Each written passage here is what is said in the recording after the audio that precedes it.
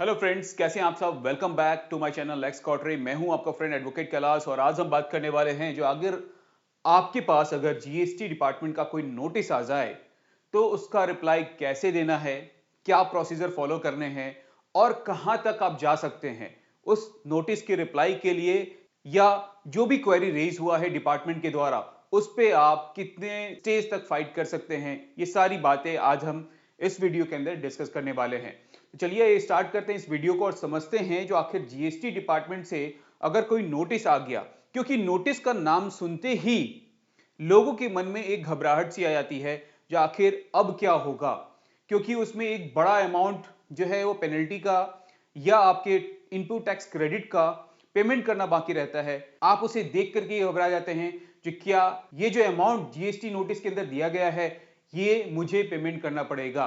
देखिए, इस वीडियो को देखने के बाद आपको बहुत सारी बातों पे क्लैरिफिकेशन मिलेगा, तो आप इस वीडियो को लास्ट तक देखें ताकि जब भी कभी आपके पास डिपार्टमेंट से नोटिस आए, जीएसटी डिपार्टमेंट से नोटिस आए, तो आप उसका रिप्लाई सही तरीके से, सही समय पे और सही प्रोसेस को फॉलो करते हुए कर पाए।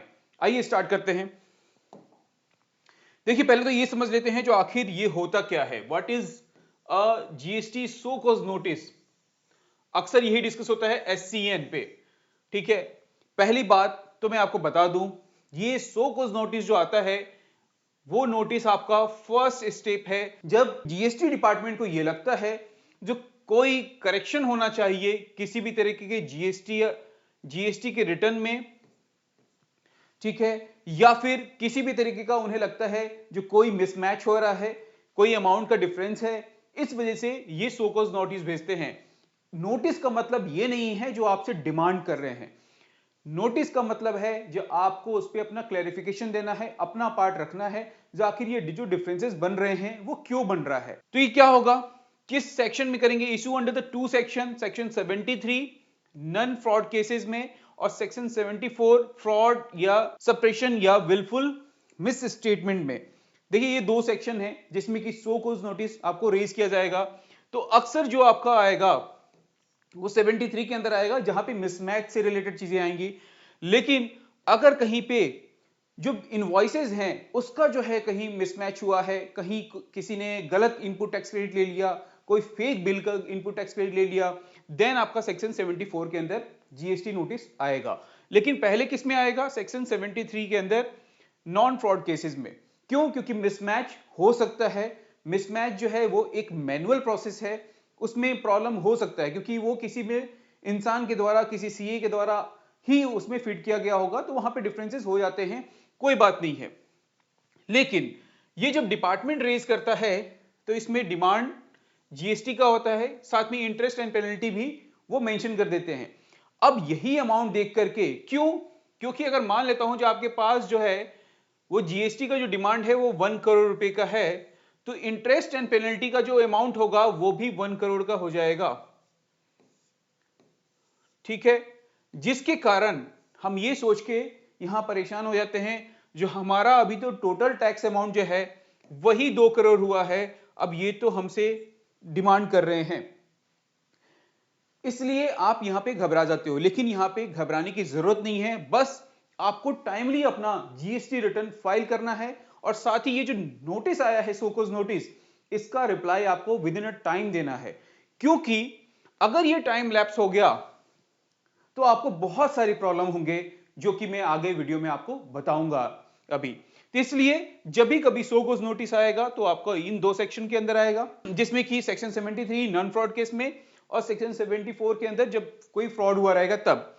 अब आगे समझते हैं क्यों इशू होगा व्हेन एससीएन इज इशूड। कब होगा ये एससीएन इशू, सोकोज नोटिस जो है कब आएगा। चाहे तो इनपुट टैक्स क्रेडिट जो आईटीसी है उसे हम कहते हैं इनपुट टैक्स क्रेडिट। अब इनपुट टैक्स क्रेडिट को भी मैं किसी दिन सेपरेट वीडियो में समझाऊंगा, क्योंकि कई लोगों को यह भी कंफ्यूजन है जो आखिर ये आईटीसी होता क्या है। और एक सिंपल एग्जांपल मैं आपको बता दे रहा हूं। मान लेता हूं जो आपने 100 रुपीज का, आप एक बिजनेसमैन हो, आप एक बिजनेसमैन हो, ठीक है,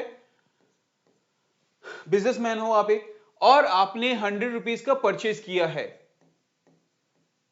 ठीक है, इसमें लग गया आपका 18% से 18 रुपीज का जो है वो आपका लग गया टैक्स, ये आपका है जीएसटी। और फिर इसी गुड्स को आपने 150 में बेच दिया, ठीक है, जिसमें भी 18% का जीएसटी लग गया। तो यहां पे जो है आपका ये 27 रुपीज का जो है आपका जीएसटी बना, किसके ऊपर? 150 रुपीज की जो आपने सेल किया उसके ऊपर। अब ये 27 है आपका टैक्स जो बन रहा है, जो कि आपने सामने वाले से कलेक्ट किया है। कितना अमाउंट? 150 प्लस 27, ये आपने कलेक्ट किया है। तो ये आपको पेमेंट करना है कहां? जीएसटी डिपार्टमेंट के अंदर। कौन सा पेमेंट करोगे आप? 27 रुपीज का। लेकिन आप एक बिजनेसमैन हो, और एक रजिस्टर्ड बिजनेसमैन होते हुए, जो कि आप जीएसटी में ऑलरेडी रजिस्टर्ड हो, तो यहां पे आपको बेनिफिट मिलता है इस टैक्स का बेनिफिट लेने का, जो कि हो गया आपका इनपुट टैक्स क्रेडिट, जिसे कहते हैं हम आईटीसी। अब जब ये 27, जब आप पेमेंट करोगे तो 27 माइनस 18 हो जाएगा, आपको 9 रुपीज ही यहां पे पेमेंट करना है, ठीक है। क्यों? क्योंकि आपने जो है अपना 50 रुपीज का मार्जिन यहां पे ऐड किया था, और उसी पे ये 9 रुपीज का जो है आपका टैक्स कैलकुलेट हुआ, यही आपको पेमेंट करना है। तो ये आपका जो 18 रुपीज का है, यही होता है आपका इनपुट टैक्स क्रेडिट। इसी का मिसमैच होता है जब तब आता है आपके पास सोकोज नोटिस। पहली बात हमने समझ लिया, जो सोकोज नोटिस क्यों आता है? जब आपका इनपुट टैक्स क्रेडिट मिसमैच होता है। अब मैं इसे हटा देता हूं। अब दूसरी चीज क्या है, दूसरी बात है क्या इसमें, ये भी हम देख लेते हैं। दूसरी बात है हमारा इसमें जो excess input tax credit claim. अब यहां पे 18 रुपए का आपका इनपुट टैक्स क्रेडिट था, यहां पे जो एग्जांपल था उसमें आपका 18 रुपीज का जो था वो इनपुट टैक्स क्रेडिट था, आईटीसी था आपका।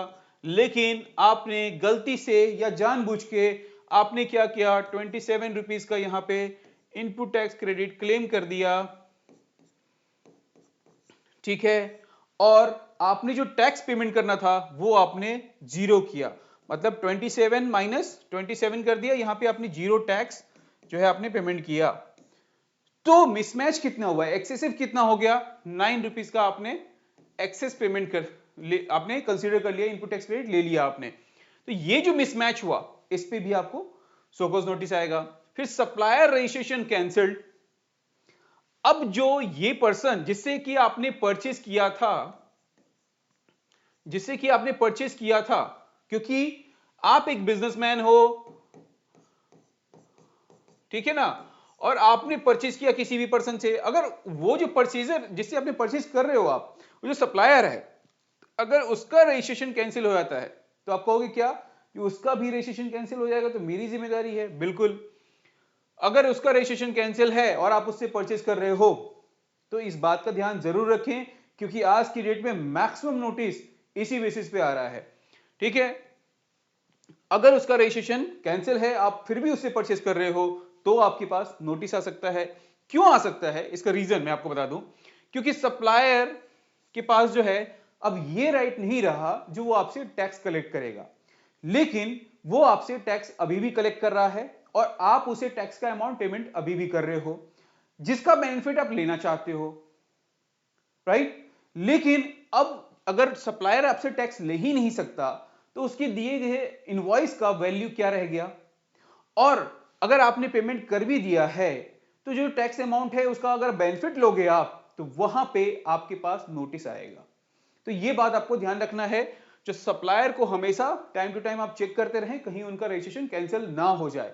और मोस्टली अगर आप ईवी बिल बनाएंगे, क्योंकि आज की डेट में जितने भी छोटे बिजनेसमैन हैं वो अपना ईवी बिल नहीं बना रहे हैं, जिसके कारण ये कंफ्यूजन हो रहा है। क्यों? क्योंकि अगर वो ईवी बिल बनाने लगे तो उन्हें टाइम टू टाइम पता चलते रहेगा जो सामने वाला जो सप्लायर है उसका जीएसटी में रजिस्ट्रेशन है या नहीं है, क्योंकि अगर वो सस्पेंड हो गया रहेगा तो उसका ईवी बिल बनेगा ही नहीं। तो इसलिए धीरे धीरे ये हो सकता है प्रोसेस में आ जाए और छोटे बिजनेसमैन के लिए भी ईवी बिल रिक्वायर्ड हो जाए, ई इनवॉइस रिक्वायर्ड हो जाए, तो उस टाइम ये कंफ्यूजन नहीं रहेगा। लेकिन आज के टाइम में जो लिमिट है, अगर उससे कम किसी पर्सन का टर्नओवर है, तो वो अपना इनवॉइस रेज करते हैं, और हो सकता है जो उनका रजिस्ट्रेशन कैंसिल हो, तो ये आपको मैन्युअली चेक करते रहना पड़ेगा।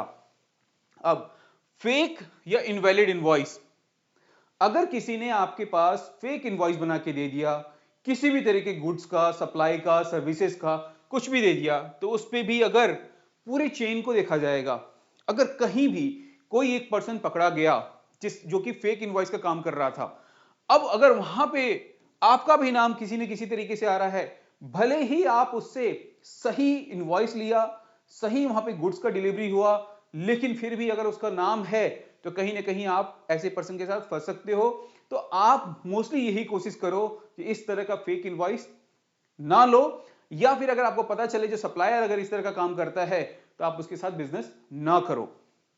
ठीक है, फिर नॉन फाइलिंग ऑफ जीएसटीआर, अगर किसी ने फाइल नहीं किया जीएसटीआर 13B तो इसके लिए भी शो कॉज नोटिस आएगा। ठीक है, फिर आपका ईवे बिल वायलेशन, अगर आपके लिए मैंडेटरी है ईवे बिल और अगर आपने नहीं किया, मतलब 50,000 की जो लिमिट है इंटर स्टेट के लिए या विद इन स्टेट के लिए जो भी लिमिट है उस पर मैं बाद में डिस्कस करूंगा। ठीक है, अगर आपने वो नहीं किया तो उस वायलेशन के अगेंस्ट भी आपके पास नोटिस आ सकता है और आपका इनवॉइस उसको वॉइड माना जाएगा, क्योंकि वो इनवॉइस वैलिड ही नहीं है अगर आप उसे ईवी बिल नहीं बना के दे रहे हो तो। फिर टर्नओवर अगर मिसमैच हो रहा है, अगर आपका इनकम टैक्स का या जीएसटी का, क्योंकि अब टर्नओवर दोनों जगह जो है वो लिंक हो चुके हैं, अगर कहीं भी टर्नओवर मिसमैच हो रहा है तो भी आपके पास नोटिस आ सकता है। फिर GSTR 2A and 2B mismatch हो रहा है। ये 2A एंड 2B क्या है? 2A है जब सप्लायर अपना इनवॉइस फाइल करेगा, जो मैंने ये इनवॉइस रेज किया है और वो आप में नहीं दिख रहा है, या आप 2B के अंदर जो है उसका बेनिफिट ले रहे हो, तो ये जो चीजें हैं ये भी मिसमैच का क्राइटेरिया आ जाता है, क्योंकि अब गवर्नमेंट के द्वारा ये कह दिया गया है जो जब तक सामने वाला पर्सन अपना रिटर्न फाइल नहीं करेगा, जब तक आपके पोर्टल पे शो नहीं कर जाता, तब तक आप बेनिफिट नहीं ले सकते। और अगर आप लेते हो जबरदस्ती या उसमें मिसमैच होता है तो भी आपके पास शो कॉज नोटिस आ सकता है। चलिए, अब ये मैंने मान लिया जो आपके पास शो कॉज नोटिस आ गया है किसी भी रीजन से, तो अब क्या प्रोसेस फॉलो करना है ये हम समझ लेते हैं। अब देखिए टाइम लिमिट क्या है for the issuing show cause notice. Section 73 SCN के तहत 3 year from the due date of annual return, जब से एनुअल रिटर्न फाइल हुआ है उससे 3 साल के अंदर जो है वो इसके अंदर शो कॉज नोटिस भेज सकते हैं।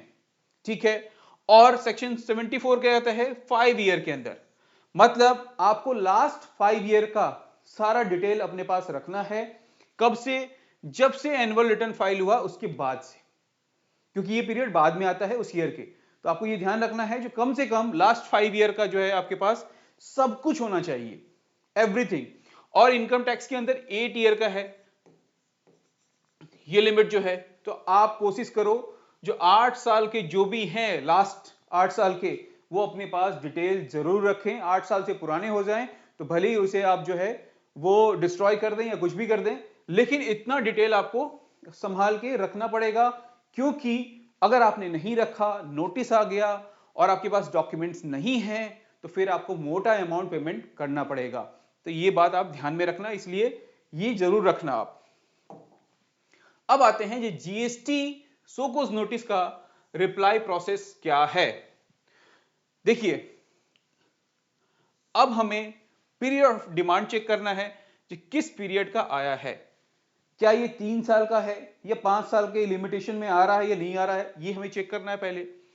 फिर क्या एलिगेशन उसमें लगा रखा है उन्होंने, वो चेक करना है, जो मैंने इशू आपसे डिस्कस किया प्रीवियस।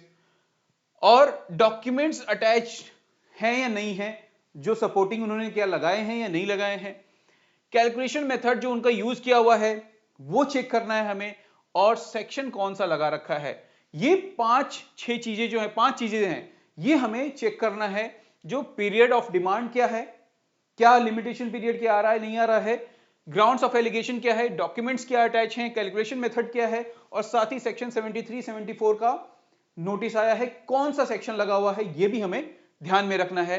तो ये आप जब केयरफुली चेक कर लोगे उसके बाद हमें अपना रिप्लाई बनाना है किसमें, DRC 6 में। ठीक है, इसमें क्या सब इनवॉइस हमें अटैच करना होगा, क्यों? क्योंकि ये सब कुछ इनवॉइस से रिलेटेड है, तो हमें इनवॉइस तो अटैच करना ही है, साथ ही ईवे बिल, या आपके पास बिल्टी है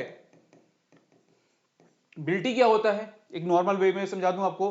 बिल्टी होता है जब आपका गुड्स कहीं डिलीवर हुआ और उन्होंने एक्सेप्टेंस दे दिया, वो हो गया आपका बिल्टी। तो ये भी चीज आपको ध्यान में रखना है, तो ये भी आपके पास होना चाहिए। फिर जीएसटीआर 13B का रिकंसिलेशन जो आपने फाइल कर रखा है मंथली बेसिस पे और या क्वार्टरली बेसिस पे।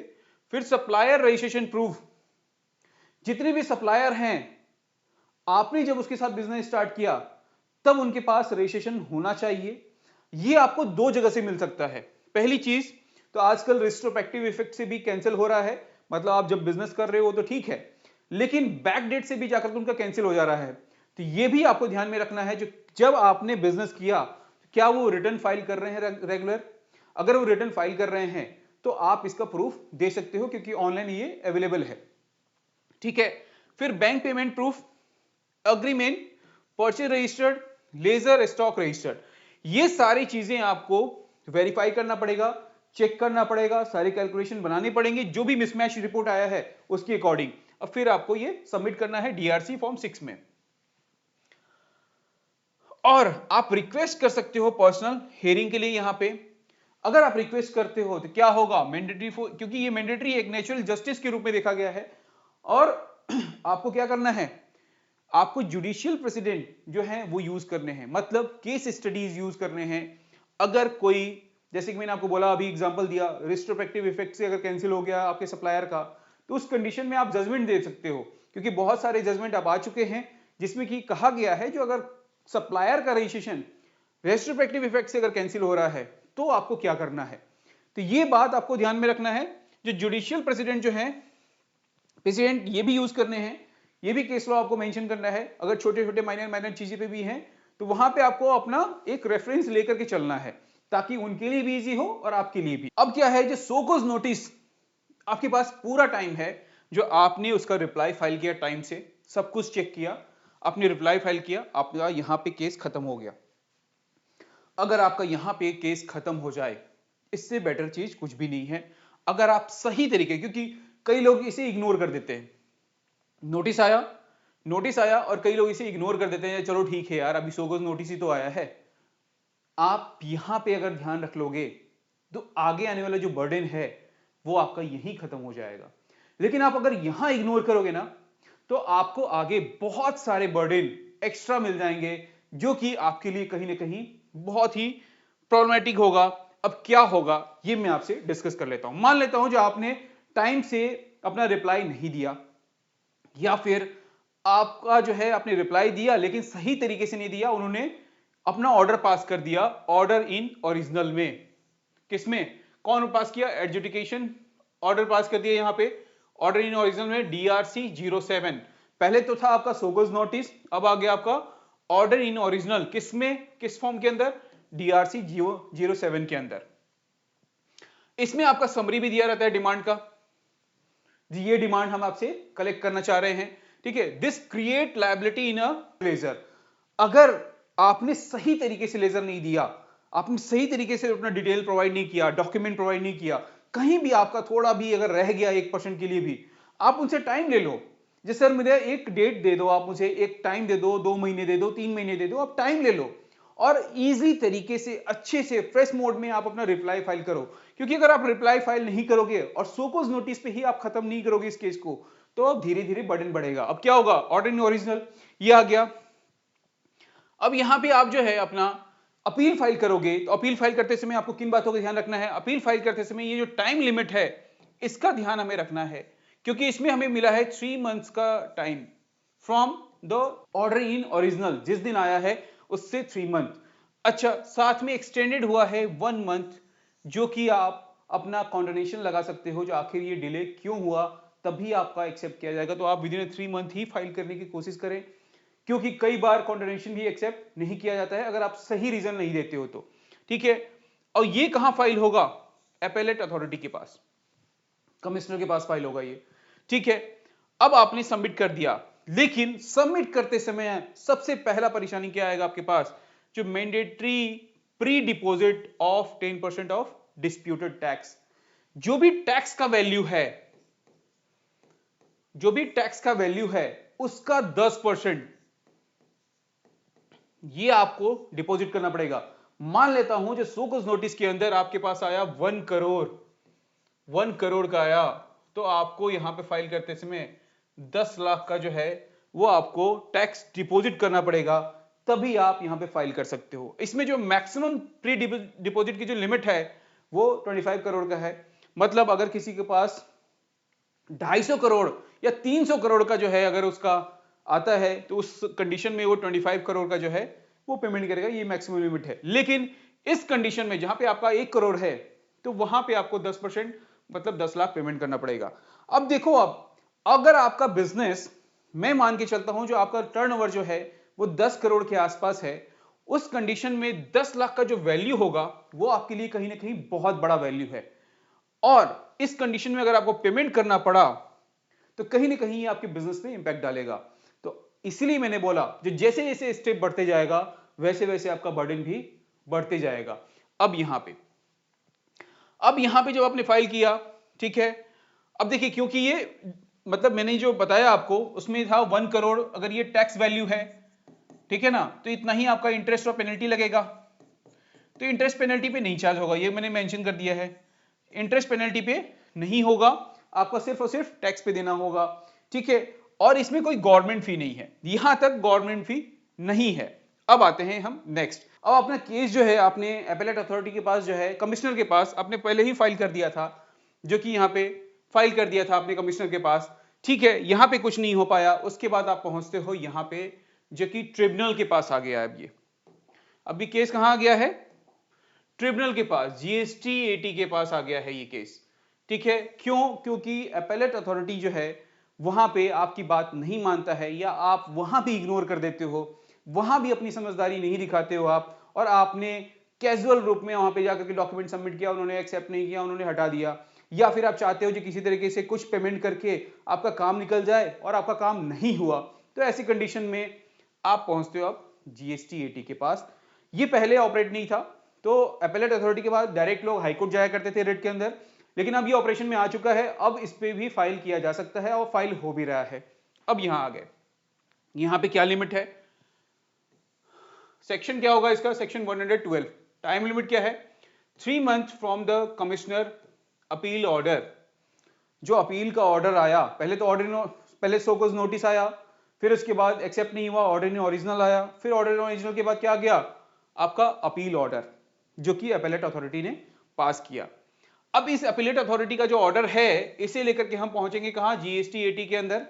और जीएसटी एटी के पास क्या होगा, यहां पे 3 मंथ का टाइम है, और यहां पे 3 मंथ्स का जो है वो कॉन्टिन्यूएशन ऑफ डिले का भी टाइम दिया है, मतलब टोटल 6 महीने का टाइम है आपके पास, जिसके अंदर आपको फाइल करना है। लेकिन आप कोशिश करना जो 3 मंथ में ही फाइल हो जाए तो फार बेटर है, क्योंकि कई बार कॉन्टिन्यूएशन एक्सेप्ट नहीं होता है, इस बात को आप ध्यान में रखें।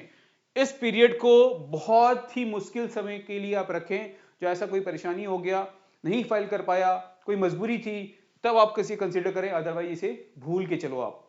फिर 3 month from the commissioner appeal order and delay, continuation लगा दिया, टाइम लिमिट ही है हमारा, ठीक है। उसमें क्या फॉर्म, किस फॉर्म में फाइल करेंगे, जीएसटी अपील 05 के अंदर मेमोरेंडम ऑफ अपील, फिर जीएसटी अपील 06 स्टे एप्लीकेशन, और जीएसटी एप्लीकेशन 07 ट्रिब्यूनल ऑर्डर। यहां पे ये तीनों चीजें हमें फॉर्म जो है यहां पे फाइल करना है, ठीक है। और जो बर्डन है, जो एक्स्ट्रा बर्डन है, वो क्या होगा, एडिशनल 20% ऑफ डिस्प्यूटेड टैक्स करना पड़ेगा, एडिशनल है। और एडिशनल का मतलब ये होता है जो आपको 30% आपका पेमेंट हो चुका है, 10% आपने अपेलेट अथॉरिटी के पास किया, और 20% आपको कहां फाइल करना पड़ेगा, जीएसटी ट्रिब्यूनल के अंदर। अब हमने मान लिया जो जीएसटी एटी के पास भी आपने इतना ही इग्नोरेंस दिखाया, आप टाइम पे अपीयर नहीं हुए, आपके जो एडवोकेट थे या आपके जो भी काउंसिल थे वो सही समय पे अपीयर नहीं हुए, और सही डॉक्यूमेंट उन्होंने नहीं लगाया, उसके बाद आप पहुंचते हो कहां, अपील बिफोर हाई कोर्ट। क्योंकि उसके बाद सारे रास्ते बंद हैं नीचे के, आपको कहां पहुंचना होगा, उससे आगे वाले गेट के पास, जो कि है हमारा हाई कोर्ट का रास्ता। अब हाई कोर्ट पहुंचते हैं हम सेक्शन 117 के अंदर, appeal lies to high court only on a substantial question of law. कब होगा, जब सब्सटेंशियल क्वेश्चन ऑफ लॉ के अंदर कुछ बात उठ रही है, तब आप पहुंचते हो। फिर time limit 180 days from the tribunal order. Tribunal के 180 डेज मतलब 6 मंथ का टाइम मिला। पहले आपको मिला था 1 मंथ, फिर 3 मंथ, फिर 6 मंथ। तो ये आप देखो, ये ध्यान रखो आप, क्योंकि जो टाइम मिल रहा है ना, इसका ध्यान जरूर रखो आप। ठीक है, ट्रिब्यूनल में मिल रहा है आपको 6 मंथ का, तो आप मुझे कहोगे जी पिछले में आपने था उसमें भी आपने 6 मंथ बोला था। ये भाई साहब ये भूल के चलो आपको ये कंसीडर नहीं करना है, क्योंकि कॉन्टिन्यूएशन ऑफ डिले का ये टाइम है, जो आपसे गलती से लेट हो गया इसका ये टाइम है, ना कि ये परफेक्शन वाला टाइम है। क्योंकि कई बार क्लाइंट इसी पे भरोसा करके बहुत गलती करते हैं और इसके बाद जाते हैं फाइल करने के लिए, वहां पे फाइल होता ही नहीं, एक्सेप्ट ही नहीं किया जाएगा आपके एप्लीकेशन को। फिर यहां पे जो है गवर्नमेंट फी है आपका 500 से 5000, जो कि वेरी करेगा स्टेट टू स्टेट। ठीक है और क्या डॉक्यूमेंट्स होंगे? जो ट्रिब्यूनल का ऑर्डर है जीएसटीएटी का, वो पिटीशन जो अपील आप मेंशन करोगे वो, ग्राउंड्स ऑफ अपील, ठीक है, इंडेक्स, एफिडेविट, एनेक्चर, जो हाईकोर्ट के जो फॉर्मेट है उसके अकॉर्डिंग आपको अपील फाइल करना पड़ेगा। और उसमें आपको अपने ऑर्डर, जो भी आपके डॉक्यूमेंट हैं, जो भी एनेक्चर हैं, उनको लगाना होगा। और कब फाइल करोगे? जब सब्सटेंशियल क्वेश्चन ऑफ लॉ कहीं क्रिएट होगा या आपको लगेगा जो नहीं मेरे साथ गलत हो रहा है, तब आप पहुंचोगे वहां पे। ठीक है, कॉमन ग्राउंड्स इन हाईकोर्ट में क्या रहता है?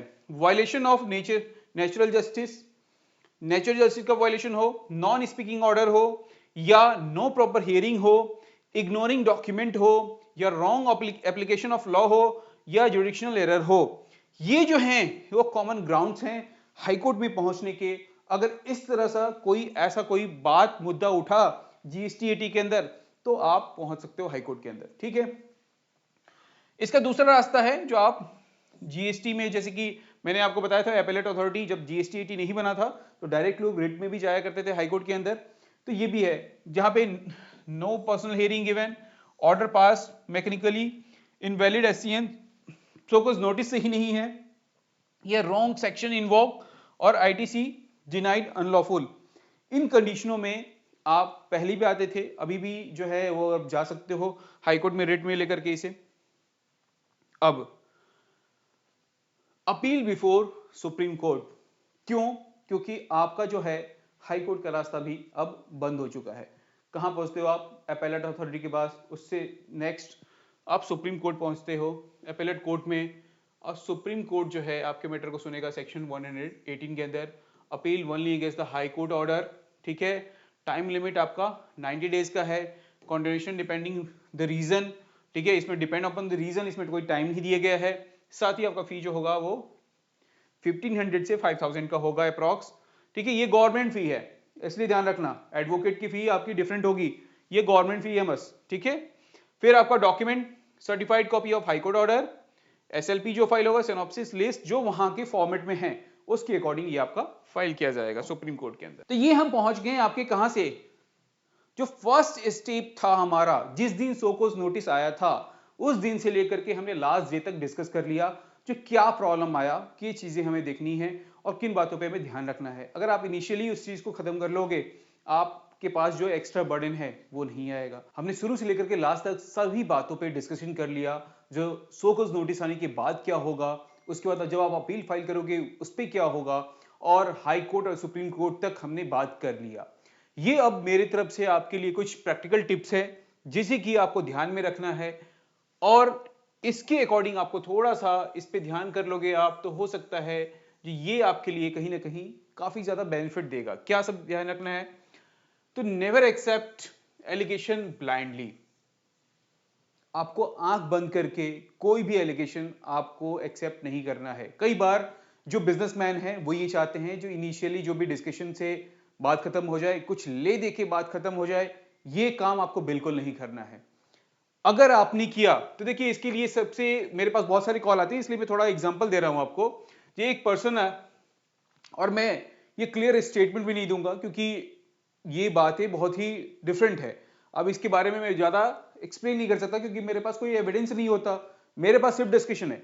मान लेते कोई ऑफिसर आया आपके बिजनेस प्लेस पे चेक करने के लिए, और वो आकर के एससीएन को दिखाता है आपका, जो एससीएन आपका डिस्ट्रॉय कर दिया। पहले आपका एससीएन जो है सोकोज नोटिस वो मैन्युअली इशू किया जाता था, वो आपको टाइप करके दिया जाता था। अब सब कुछ इलेक्ट्रॉनिक है, तो जब तक उस पर तरीके से कार्रवाई नहीं होगा, जब तक आपका रिप्लाई नहीं आएगा, उस पर प्रॉपर कार्रवाई नहीं होगा, तब तक आप अगर कुछ ले दे के भी कोशिश करोगे ना तो पॉसिबल नहीं है। तो ये गलती आप बिल्कुल मत करना, जो कभी ले दे करके और आंख बंद करके आप किसी पे भी ब्लाइंडली जो है वो अपना एलिगेशन एक्सेप्ट करके उसको पेमेंट दे करके आप सोचोगे कि मेरा काम तो हो गया। क्यों? क्योंकि इससे जो आपने पेमेंट दिया इसका कोई इंफॉर्मेशन आपके पास नहीं है और फिर बाद में आपकी जो है एक्सपेंसेस एक्स्ट्रा ही लगते चले जाएंगे। दूसरा, always use documents with judicial president, मतलब आपको जो भी डॉक्यूमेंट आप प्रोवाइड कर रहे हो उसके साथ आप अपना केस स्टडीज भी उसे सपोर्ट में जरूर दो, जिससे कि आपका केस ज्यादा से ज्यादा मजबूत बने। थर्ड क्या है? Highlight the compliance with section 16(2). देखिए सेक्शन 16(2) पे ही पूरी कहानी है, क्योंकि ये आपको इनवॉइसिंग कैसे होना चाहिए, ईवी बिल कैसे होना चाहिए, क्या डॉक्यूमेंट्स लगेंगे, क्या ट्रांजेक्शन है, उन सारी बातों पे यही सेक्शन जो है आपका काम करता है। तो इस पे आपका पूरा कंप्लायंस आप इसका मेंटेन करो, ये बहुत जरूरी है। यूज शांति किरण सुप्रीम कोर्ट 2025, ये मैंने आईटीसी अलाउड, जहां पे आईटीसी को अलाउ किया गया है, तो ये एक जजमेंट मैंने सपोर्ट में लिया हुआ है। दूसरा, ask for cross examination of supplier, मतलब अगर आपके पास आया है तो आप ये भी बोलो जैसे सप्लायर से पूछो, उसने हमें सप्लाई दिया था, हमें गुड्स मिला, हमने उन्हें बिल्टी दिया, हमें ईवी बिल रिसीव हुआ, सब कुछ हुआ है, तो आप 100% जो है मुझे लायबल नहीं बना सकते। आप जाकर एक बार सप्लायर से भी तो पूछो, ये आप बोल सकते हो, या सप्लायर को भी बुलाओ, इन्वॉल्व करो इसमें। Use reconciliation GSTR 1 and GSTR CV.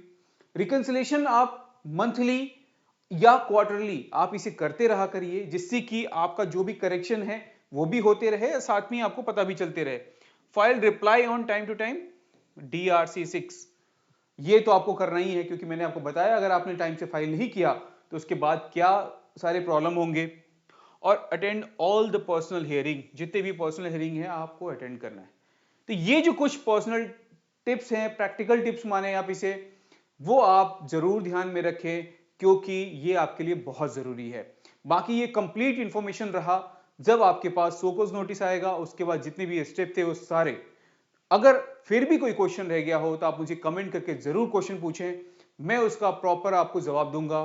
Possible हुआ तो कमेंट में ही दूंगा, अगर पॉसिबल नहीं हो पाया तो किसी न किसी वीडियो में आपको उसका जवाब मिल जाएगा। थैंक यू सो मच इसी तरह से वीडियो को लास्ट तक देखने के लिए और मेरे साथ जुड़े रहने के लिए। अगर आप अभी भी सब्सक्राइब नहीं किए हो तो चैनल को सब्सक्राइब कर लो, ताकि इस तरह की इंफॉर्मेशन आप तक सबसे पहले पहुंच पाए। Thank you so much.